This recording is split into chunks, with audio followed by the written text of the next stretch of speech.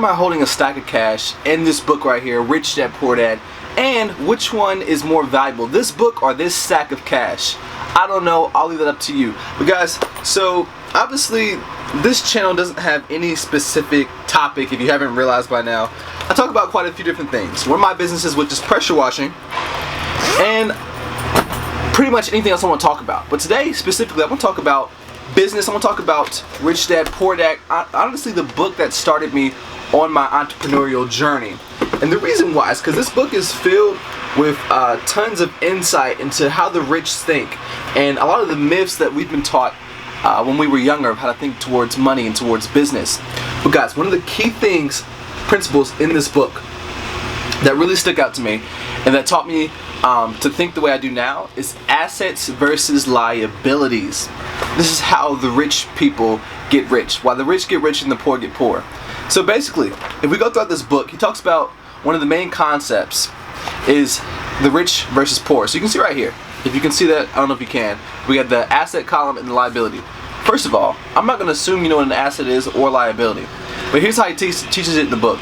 An asset feeds you if you were hungry, and a liability would continue to take away. So basically, assets make you money, liabilities take away money. So what are some examples?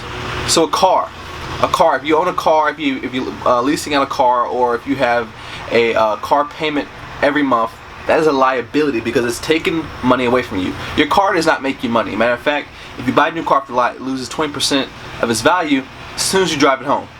So an asset, what's an asset? So an asset can be a real estate property that you own, that you're renting out to other people and they're paying you a monthly check, monthly rent, right? Another one could be a stock, bond, or a mutual fund. You know, passive income, a passive investment portfolio.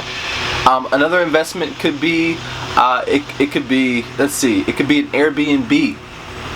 But those are assets. Assets make you money, liabilities cost you money. So right now, take a second, think about what are your assets you have right now. Do you have any? Chances are you don't. The average American doesn't have any assets. They think their home is one, but Robert Kiyosaki tells us it's not. Most people do have plenty of liabilities. So how do you fix this though? How do you adjust this?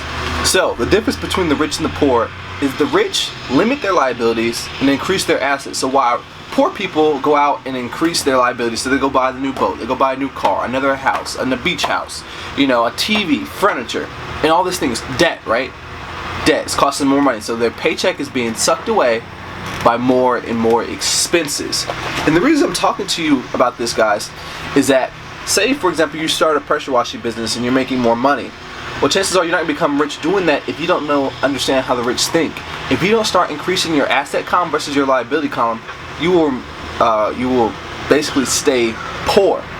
So as you make more money, don't increase your expenses. As you make more money, increase your assets.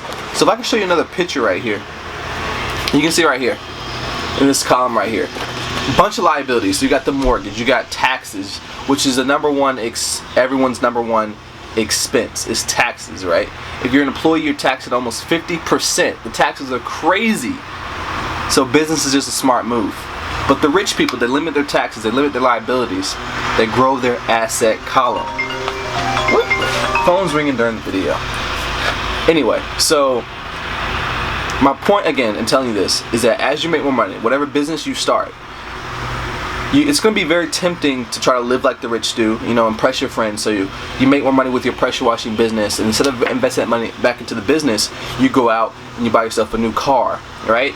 And it seems innocent first, but then you go buy yourself, say, a vacation. Take a vacation that's costing you money, and you're paying it on your card, and you continue to lose, and that is called bad debt, and you don't get rich that way. So guys, as you make more money, think about financial management, right? So as you make more money, put that money back into your business. So instead of buying the new car, buy more equipment, because there's good debt and bad debt. I can't teach you this whole book in this video, so I want you to get this book. I want you to read it. Now, if you're cool with ebooks, click the link below and you'll get a free copy of this ebook of Rich Dad Poor Dad, and I highly suggest you read it. After you do, come back to the comments, tell me what you learned. But guys, that is all I wanted to share in this video today. It's basically assets versus liabilities, and what are you doing with your money when you make money? See, this cash basically in this bag is meaningless, it's pointless if I don't actually invest it into something. Now I can go take it, I can flex, I can go buy some junk with it, but the whole point is invest in things that make you money. So you start a business, right? Continue to grow that business, start another business. Use your money to make more money. Basically, your money needs to work for you, and that is the difference between rich people and poor people, is that money controls the poor and the rich control the money. That's the different way of thinking, guys. Continue to invest in your education, and I hope this video helped. Subscribe if you enjoyed it, and also leave a comment below. Thanks, guys.